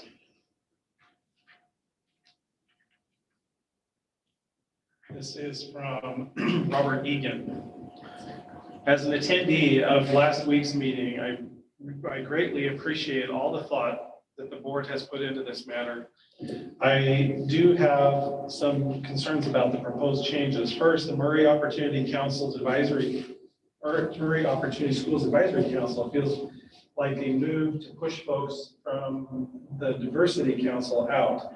I am concerned about our school's community council selection process and ability to equitably appoint folks to both the advisory council as well as the text review committee. I urge you to take a hard look at the diversity makeup of these councils and committees. I also have several concerns about the text review policy being put forth. The statement that text must, quote, reflect the pluralistic character and culture of the American people and provide accurate representation of diverse ethnic groups, close quote, seems problematic considering that it only deals with ethnic groups and excludes the LGBT community. Also, it seems strange that to only focus on the culture of American people versus a more global outlook inclusive of other world cultures. I'm also concerned with the statement that text must be, quote, high quality, research-based, and proven to be effective in supporting student learning, close quote. This might be achievable for required text, but seems unrealistic for curricular or independent classroom text. How much research can possibly exist for books like Dragons Love Tacos? And why would this be removed from the reading requirements? Quote, the selection of text will help students better understand themselves and others and the world around them, close quote. This is large part of why we as parents send our children to public schools. Thank you again for your service to our community. This comment is from Heather Bihangi, representing Riverview Junior High School English Department and a resident. We are aware that text review policy IN 304 is still under revision. However, based on the draft of the policy viewed, I have listed our comments below. I think, number one, I think reviewing these policies is important and can be beneficial to our students. However, I am concerned about moving forward so quickly with a rush policy that will have lasting effects. If this issue is so important, we should take time to really do it justice. I am also very concerned that no teachers were involved in this process and would like to request a consultation in the future since it deals directly with the curriculum. To the board, I would say, I don't feel that I have time to adequately understand these changes and their impact on our curriculum before it goes to a vote. As it would directly impact our curriculum, I also feel that teachers need to be given the opportunity to be involved in the changes and to ask questions before anything is finalized. The overhaul of the standards for required text shows a completely different tone and goal of what we want out of our educational texts. I hope that the district remains dedicated to equity and is seeking to educate the community about the importance of equity. There seems to have been a lot of passionate debate about equality versus equity, but I have not seen those topics handled in effective discourse. Taking plenty of time to develop new policies is necessary, and having students read texts that contain bias is important so that students can learn to identify and analyze bias. A policy like this needs to put the responsibility on the teacher to develop a dialogue with parents so that problems can be solved at the classroom or school level rather than at the district level. Especially as a current student, I am concerned as these drastic measures contradict what peer-reviewed journals and evidence-based studies show to be effective when trying to produce change. As educators, our text shouldn't ever promote sexual, ethnic, age, gender, or disability bias and stereotyping, but there isn't a text available that doesn't have some type of bias or issue addressed in it. We should be the safe space to identify and address these issues as they appear in text, as they will come up in life. Heather Mihungi. So I think this completes what we have. However, there are a number of them. To say that there was a flurry that came in, and particularly at the last minute, would be an understatement. So I guess if families, parents, anybody who submitted one did not hear their comment read, please resend it to me. We'll get it into your hands. And then if they would like us to read it at a future board meeting, we can do that. That sound? Yeah, I think that's probably reasonable at this point, that if they do want it to be read, then we do have our next board meeting next Thursday, and we can make sure we have time for that. Yeah, we apologize. There was just so many of them that came in, particularly at the last minute. Okay, thank you. Okay, we will now move to the report of the board. We will start with Elizabeth. Do you have anything you'd like to report? I don't have anything. I would like to apologize that I was completely out of it at the last meeting. I feel pretty terrible about it, but it is what it is. Okay. Linda? No need to apologize for that. We do not feel that was fair. I just want to add a couple of things that as I took notes and thought about this over the last few weeks. Thanks, Superintendent. I just want to acknowledge for myself that there's a lot of lessons learned from this, and one of them maybe not asking enough questions. And for me personally, whether the equity committee is appropriate or not appropriate, we didn't ask enough questions on the how's that going to work, what that's going to look like, and I just acknowledge that. But I also want to acknowledge that there is not a person on this board or in this room that's not a parent. And we all value our rights as a parent, and we value our children, and we all want what's best for them, and we want to be included in anything about their education, so that we make sure it looks the best for them. But I do want to, I know many of those statements came from my neighborhood, and I know there's still like inconsistencies and questions, but I'm hopeful that we can move forward, learn and grow. I'm really hopeful that this new framework surrounding the new committee to look at our equity questions in a broader context can eventually drill down and look at our policies and look at our curriculums and see where we want to be as a community. And I'm hopeful that this is the best way to do that, is by broadening it out first so that we can narrow it down and get right to it. This is not something that's gonna end with starting a committee. We know as a board, there's policies and procedures that we need to look at going forward. And that there's changes that still need to be made beyond the 2 policies we even have on the board tonight. But I also want to acknowledge our teachers. They're very fearful right now. They feel like they can't say anything in their classrooms. I've heard from many of them. And teachers they're even questioning things they've taught for years, things that they know are rock solid, out of the standards, out of good curriculum and good practices. It's making them question those. And I think we have to be really careful as we move forward that they're supported. What a hard year it's been, and we don't need to pile on with them. And then I want to thank our staff, because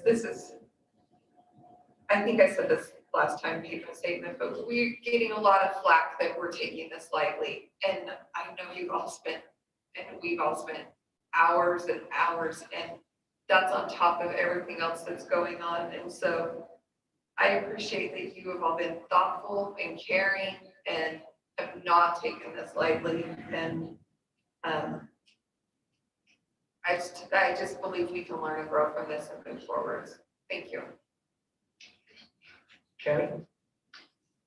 I have some similar thoughts to what Belinda did, or what Belinda said, but just thank you to all of the parents who took time to email us and to voice their concerns and their viewpoints. We really appreciate getting feedback so that we know that the voice of the parents is heard. But I also encourage parents, we're not done. We have a lot of work to do. So get involved in the community councils in your school so that you have opportunity to have your voices heard in those councils at the school. Not everybody can be a voting member, but everybody can attend those public meetings. So that's another way to continue this discussion. And then also we heard so many times parental consent, transparency for parents. That was a common theme. And hopefully all of these policies and things that we put in place will never take away from the transparency or the right of parents.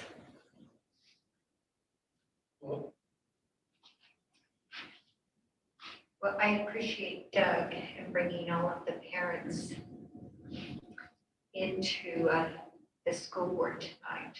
I took notes, and I've seen some of these online, and the parents, I think, will believe in the school board members as we look at policy. And I appreciate our superintendent, Jen Covington. Jerry is our president of the school board, and they have spent a lot of time. And the one thing that we kept hearing is that we do want equity. Our students need equity. Our teachers, we all want equity.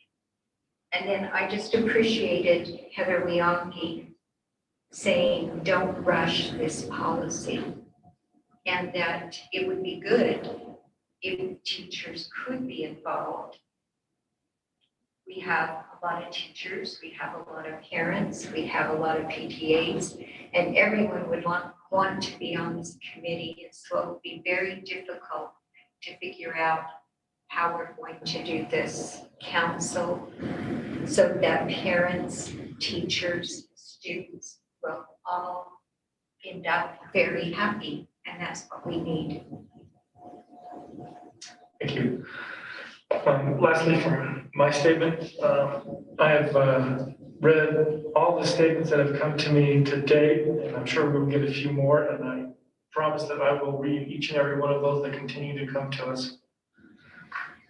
I think it was good to hear all of these comments tonight, and it is I think, a positive thing to see that we had this many people respond. No matter where you landed on this issue, the fact that we had this much input is actually quite positive in general, because I think it demonstrates at some level that we want to have you provide your input, we want to hear you, and we want to be transparent in what we are doing. Although on first reading or listening, you may feel like there is very polar opposites to a lot of this issue, but I think the reality to me is there's actually a lot in common with many of these comments, no matter what maybe side you tend to focus one side or the other. I think whether we want to use the word equity or not, some people may feel like that is a tough word to use, but I'm going to use it in this statement that I feel is important. I think in general, Murray community, based on what we heard tonight, wants us to be very equitable and inclusive of all people in our community. Also, I think as a community, we want us to be able to understand what we have in common and celebrate what we have in common, but also be accepting of those that are diverse and understand that they have a right to be diverse, and that's okay. And that, I think, is the challenge that we have, is that while we may have, for the most part, a very united thought on that, whether you're on one side of perspective or another, the challenge we have as a board and as a district is there is a large differences of opinion on how that should be done. And we are taking a look at this, and I promise you we will do the best that we can to make that as transparent and open as possible and provide as much ability for parents to be able to be educated on the process going forward, and that we will do what we can to make this the best inclusive program that we can provide for our students and our parents and our staff. Thank you. With that, we'll move to the report of the staff. And 304 text review policy, second reading.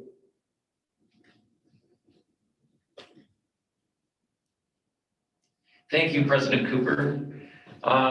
Tonight we're here, an agenda item that we have is to have a second reading for IN 304.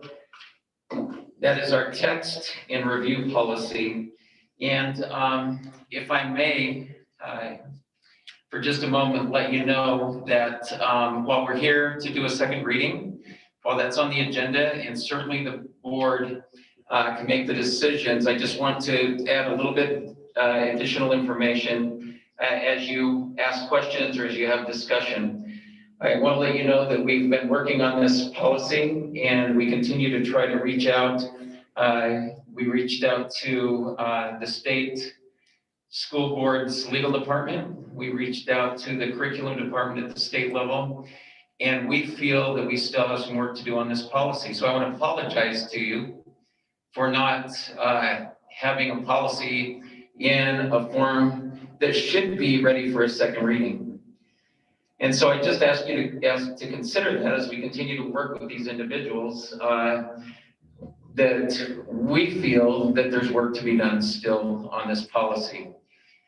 We want to try to do the best for all involved, for our patrons, our students, our employees, for this community. And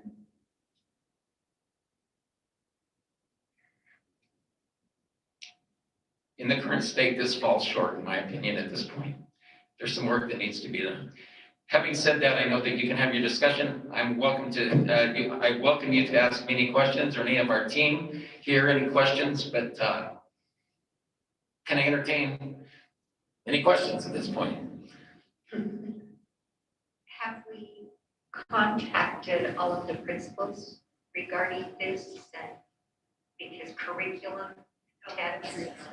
Yeah, so we had a conversation. We had our principals meeting on Tuesday, and Superintendent Covington reviewed 304 and 303. That'll be a first reading this evening. So we have looped our principals into this. I think it was very clear from Mrs. Wahangi, one of our teachers, that she has a vested interest in this policy, as do our teachers, our parents. And as we sought for some legal interpretation on some of the things that we have here and curricular interpretation, I think that there's some work still to be done. And I apologize for that. So should we table this? Well, we're not going to vote on it, I think, at this point. I think if there's more work to be done, then I think we would suspend any voting at this point and just. I appreciate that, you guys are trying to get it right, or is that the right word even? But the best that it can be. Missy gives me prompts in the back so that she can hear me. Thank you. Scott? What was maybe some of the big things that are standing out on this most recent change? That's what I was going to ask. Yeah. I was gonna ask, what areas do you feel it falls short in? Yeah, to follow up that. One of the areas that we sought clarification on is R277, 469, and its intent. And the primary intent there is for required reading. And in an effort to use that with all readings, I think we need to give it due time to say, is this really what we need with all readings? Because when we spoke with the state and their legal counsel, they said that novels weren't necessarily intended to fall under textbook adoption with this code. Does that make sense? And so in an effort to try to align with code as much as possible, we got some clarification, and that clarification led to us believing that we need to really look into this and maybe seek more counsel on the different groups of readings or texts that we've identified here. I hope that helps clarify a little bit. Do you anticipate that as a result of that, there might be another policy that has to be created for some of those categories you mentioned, or? Or do you think it's going to encompass them all? Yeah, that's a great question. If it requires additional policy, we'll have those conversations with them. And if that requires additional policy, I think we don't want to be inundated with policy to the level that, it paralyzes us. But by the same token, we've got to make sure that we get procedures and policies in place for the sake of our students, our community, and our teachers. And we've got to try to get this so that it is something that is clear, hopefully concise as much as possible, and something that will guide us in the selection so that when we have a textbook adoption, we know exactly what the process is. When we have novels that are being read, we understand what that is. We clearly know, and by state constitution, we clearly know that parents can opt out of anything as an individual parent, and we understand and fully respect that. But we also want to make sure that we're understanding the aspect of adoption, novels, classroom readings, curricular readings, independent readings. As we talked a little bit about in study session, that incorporates or includes many, many books and many, many readings that are done. And we have digital curriculum, we have all kinds of things to consider. We've started that process by considering those things. We've tried to divide the areas out in terms of textbook, curricular, required readings, independent readings, and we just need to clarify and make sure that we have a process so that it is coincides with the law and code, state code, and at the same time is functional for our district. I appreciate that. It's a hard task to, in one way, be broad enough that you're catching everything, but specific enough that it does its job. I think it was a dad who said, you don't want books like Dinosaurs Love Tacos to be, have like a, somebody can use it as a loophole to be that stringent, but yeah, you want him to do his job. So I appreciate you guys really looking at this and trying to get it right. I certainly appreciate the consideration to consider that we might need an extension on this if that's okay at this time. So. Do you anticipate that it would be ready by next week, or do you Or do you think you need one predict more? longer timeframe? We know that you know, everything is time sensitive to a degree. We also know that there's an expectation that we do a quality job. And our effort would be, we'd like to make an attempt to see where we get with next week.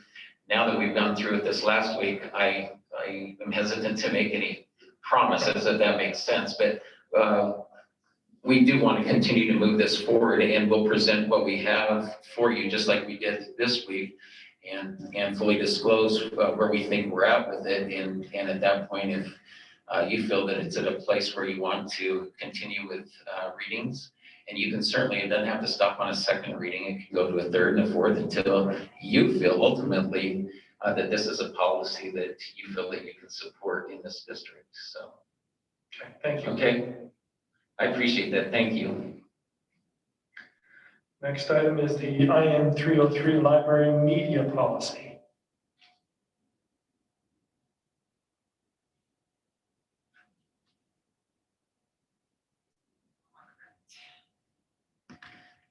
So because of all of this, we also felt that we needed to create a library media policy that we didn't have at all, which is very much a different animal than textbooks and novels and things like that. So you tell me how you want me to run through this. Do you want me to read it? You've already had it in your board books. Do you just want me to navigate questions for you? Quick question, Jen or Missy. Does the community have access to see what this is once we're reviewing it? So Yeah, it's in so you, under the board, and then they go to the agenda. Mhm. Yeah, I think that's good to point out. Yep, I'm happy to read through it. It's whatever you would like. is this the policy that we've asked the Utah School Board Library? I can't remember if I got the right acronym. Yes, yeah, we sent that, superintendent sent that to UELMA, and we have, did you hear back from I them? haven't heard back from them yet, so. I do Send too. it to you. I also think it's important to note that my understanding is that our librarian at the high school is a master library. Yeah, she has her master's degree in library science. And that's who you've been consulting with. Yeah, she's put eyes on this policy as Remind well. me her name. Malia? Oh, yes. Mhm. Right, so that's who you have had somebody that's an expert in their area. Only Malia. I have not consulted with the other two certified librarians in the junior high, so Okay. to be fair. All right. And then we haven't heard back from that organization. I anticipate we'll hear back from them in the next day or so. I wonder if we should hold one more time till we hear from that group, and maybe we can put eyes on it with those other two. You bet. What do you guys? We can hold on both of these policies. I was kind of feel the same way. I think it would be very helpful just to see the professionals who look at some of these things and how they relate to library science, et cetera, kind of review these policies just to, because they probably have a better eye for it than we do. Yeah, That would give us some better starting point. Yeah, the public comment from somebody that was a librarian, I thought were just good questions. And so let's see. Does Elizabeth, do you have any questions or concerns about that? I feel the same way that I would like to get some more input from our other librarians and keep moving forward on it. Global, I'm fine with that. fine with that? Okay. Yeah, I think we're good to wait till next A time. few more eyes on it, now that we don't trust it. Okay, then number 3 is the Murray Opportunity Schools Advisory Council first reading.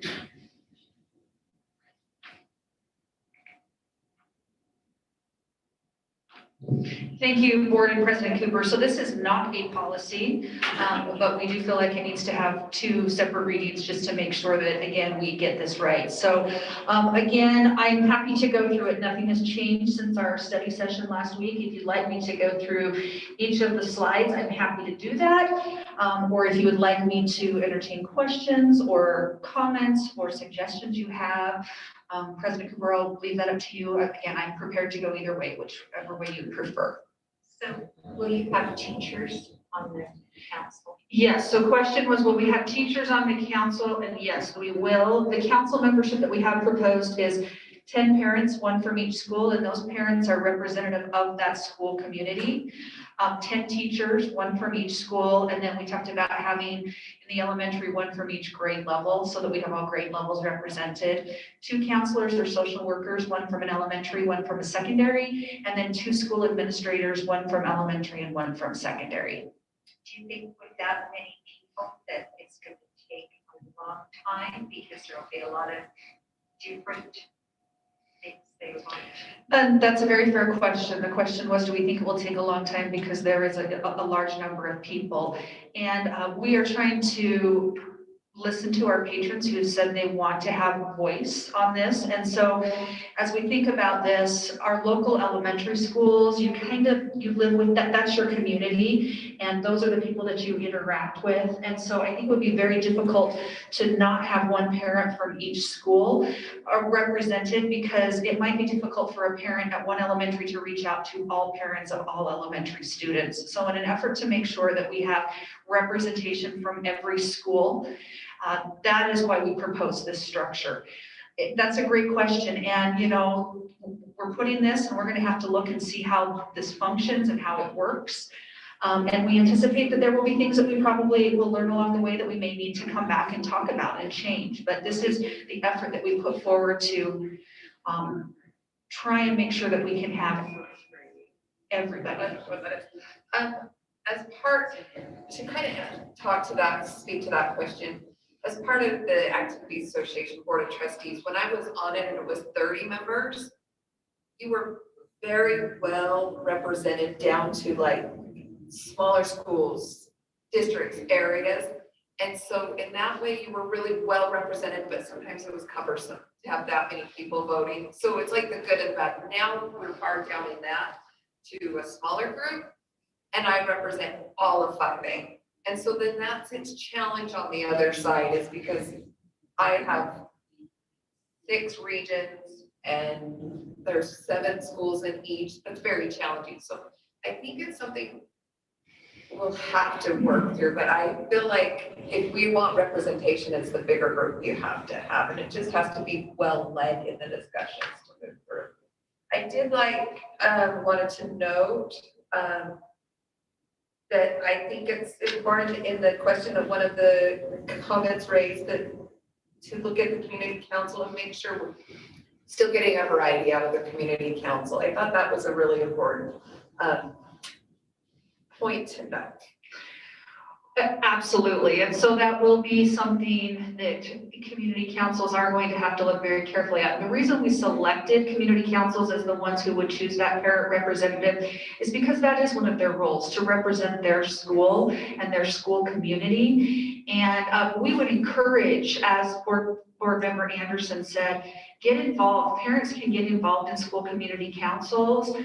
Even if you're not a voting member, those are public meetings and you can attend those meetings. And you know, we have school community council elections every single year. And if you are someone who's interested in being on the community council, a voting member, get involved in that. If you look on, you reach out to your school principal. All of our schools have a community council webpage on their website where you can see the information on the meetings. So yes, and I think that's one of the things we're going to need to really talk carefully about to our community councils about, is making sure that they are selecting somebody who is representative of the community. And that will be a challenge. And again, there may be things we learn from that as well. And so that's a very fair question that was asked. Do you foresee let's say Liberty's parent council elects somebody that's not necessarily on the parent council, but a member of the Liberty community to be a part of this group.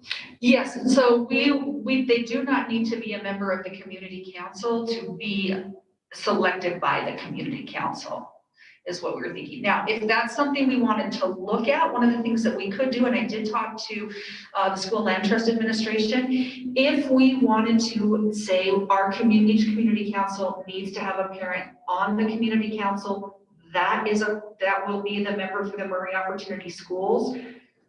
Does that make sense? We could do that. We could say this is a designated position on each of our school community councils. If we do that, we would need to have that, they would need to be voted in that way, just like all of the other members of the school community council. It would change, all of our school community councils would have to change their bylaws, which is fine, we can do that. That's something that can be done. But if the board chose to say, we want to have one of your members of your school community council is the member for this Murray Opportunity Schools Advisory Council, we could do that. We would need to hold off on doing that until the elections. Most schools elect at the beginning of the school year. And so if that's something we want to pursue, we can certainly look at that. What would be I'm trying to think of what the upside and the downside of doing it that way would be. Like, I feel like maybe the upside is they're elected in, that's an upside, but then I feel like they've already given, maybe I know a lot of people do community council because they really care, but it's a minimal time that you have to do. So that's an upside for them to do it. So that'd be a downside because this committee is going to take some more time than that. What do you guys think would be the pros and cons of having it be a position? Well, it depends on the school, because some schools have wonderful parents that are always at the community council, and then you have some schools that they can't even find parents to come on the community council. Because I didn't choose them. And we would hope, I apologize. We would hope that with all of the interest that we have seen around this, that we will see more individuals who will be interested in community council. Well, that's kind of what this is not necessarily a question, but more of a statement is, a lot of questions that we've gotten out, or I've gotten out in the public is, how are we going to make sure that there's equal representation on this committee from all sides and all viewpoints? And it's going to come from the community councils. So when I say we still have work to do, if you want your voice heard, you need to get involved in community council so that you can either re-elect or re-vote, have your voice heard on a representative to be on this committee. Well, and I would hope it wouldn't turn out to be all white. I think we need to have some color on this committee, because that's all about equity. And so is it best right now to leave it? It could be a council member, or they could assign somebody outside of the council. Is it best to give it a little room right now? I think that it should have someone right now. And for Love's point, especially that a lot of our councils are not necessarily representative of our schools, and maybe if that might help that situation.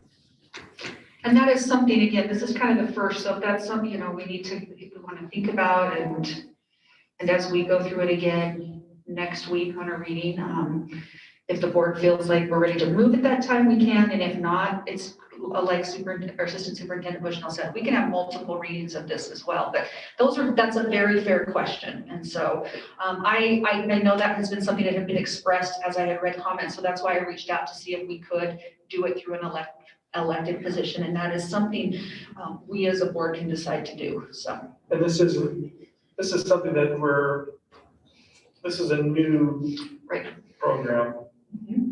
And we tried this for next year or even 6 months, and we realized it's not meeting the full intent of how we envisioned it to be.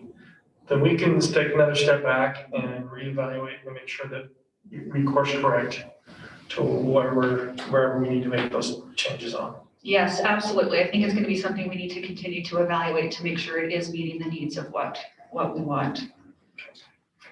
I think in general, as I've read through it, I feel like it meets my perspective of what the original intent of diversity and inclusion was meant to be. I think that we still need to make sure though that some of those specific areas that have been brought to our attention by some parents do not get intentionally or unintentionally watered down. And that's going to be a challenge that I'm sure we'll face. Sure. But that would be my only concern is we still continue to make sure that we don't lose focus on some of those areas.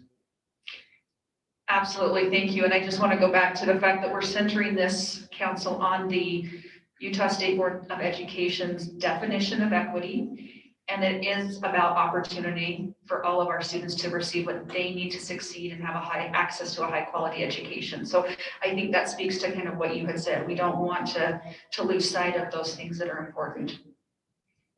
Yes. One thing that I was thinking about last week, but I couldn't get out. I don't remember hearing about what our, I guess, on pause or something equity committee, have we gotten their thoughts on this process? And the other thing is I was really enjoying our presentations from our equity committee. And would this be a way for us to get those presentations back as well? Two good questions. So I think that let's answer the second one first. Would this be a way for us to get, having those in? I think that's going to be something that the committee, as we work through different things, will need to decide.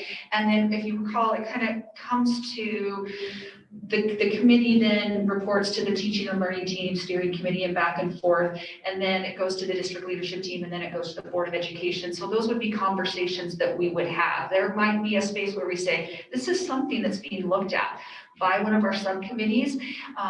They are interested in bringing in this, presentation. Is that something that the board would? And I think those are things that we'll need to discuss with the board to make sure that you are good with that. So I do think that there would be a space for that still, Elizabeth. And I'm so sorry, I forgot the first question. I just want to know what the equity committee that I suppose is still on pause. Sure. Probably figure this out. What their thoughts are, because I think that they were doing really good work, and I want them to stay included in this process. Sure, and I don't know if Director Dean, I know since he was on the equity committee, I think more of them have spoken to him, and I don't want to put him on the spot for that. I do think the majority of the individuals are sad because they were there to do good things for kids. And we understand that. Again, I think kind of like Belinda said, and I will take ownership, we didn't give enough structure or really ask enough questions to make sure we set that up to be successful. And for that, I do want to say that I appreciate all of the educators who were on that committee who were really working hard and for on behalf of what they want to do for kids, because they love kids and they see those kids day in and day out. So does that answer your question? It sort of does. I mean, it's been hard for everyone, I'm sure, and I just don't want to see the work that they have been doing get lost. Thank you. Yes. And I think that's to Jared's point, that there's things that have come, that have been brought to light, or whatever you want to say, that we need to be tasked with. Nope, we're going to revisit that. Nope, we still need that answer. Nope, does that come up again? Like, yeah. I think that's important I think that might be our job. I mean, it's your job too, but sure, yeah, to go there. But that's a great question, and thank you for both of those. So do you anticipate any other changes based on anything you're seeing, hearing, or do you feel like this will be kind of what it will be going forward at this point? At this point, I don't anticipate additional changes unless there are things that the board would like us to look at specifically. We did spend quite a bit of time on this, trying to figure that out. And again, I think it's going to be something we're going to need to try, and then we're going to need to talk about and say, is this meeting the needs of what we wanted to do? It is something new. And I think that those 4 areas, those 4 subcommittees are areas that we do need to look at. We have data that we can look at, that we can make sure that we're really focusing in on what the needs of our students are. I hope that this, because I appreciate that you all I appreciate that you all are taking this on. I hope that these areas, which are just a little bit of your job about Title I and special education, I hope this enhances your other jobs and helps you even your other positions and helps you to. I love the comment about, are we making sure we see special needs people in our books too? I love that comment. So I hope that being part of this helps Kelly in her other positions. Being part of this helps Missy and Robin in their other positions, and it's a big circle, not just a one-way street, like all is coming together. To me, it looks like it all fits together, and I hope that's the case.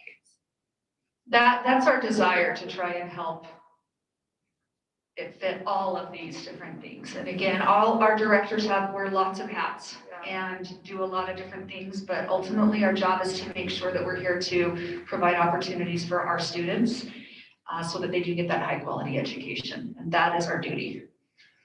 Do we anticipate that we would make a vote on this next school board meeting, a week from today? We can put it on the agenda if you need more time to. It would be a vote of support. It would be a vote of support, Right. correct. It would be a vote of support.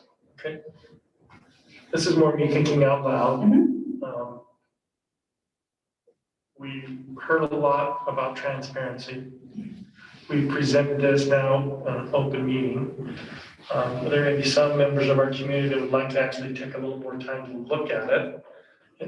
We've provided a process for them to make comments that we've been able to receive, offline from a school board meeting. Is there some way we could say, hey, between now and Tuesday, we can allow the community to provide feedback to the board on what they see on this proposed council, and then we can get those comments to us so we can review them prior to the meeting on Thursday.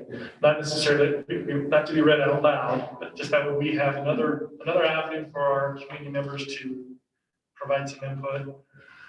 And certainly we can make decisions based on that, or hope that we feel like we've got a good response and feedback. And I don't know if others feel that way or not, if that's something that we feel is valuable. Yeah. Okay. So I will work with Doug Perry, and we can get this information out. We can send it out through the parent square like we've done before, and then provide an opportunity where they can provide feedback again that won't be read in the public meeting, but that will be given to you as board members prior to that. So we can get that. And what I will do is we will include this presentation as a PDF so they can see all parts of it. Great, thank you. Anything else? That is all I have for this evening. Thank you, President Cooper. Okay, and we do not have anything for a closed session? We do not have a closed session this evening. Okay. So I will take a vote to close the meeting for a motion. I have one. I don't think we have to vote. We don't have to? Okay. Riverview Junior High last November 16th had several teachers that wrote a letter to the superintendent, and I was called this morning, and some of the teachers wanted to at least send some of it back to the school board because it was supposed to come to the school board. So I'm just going to pass this to see.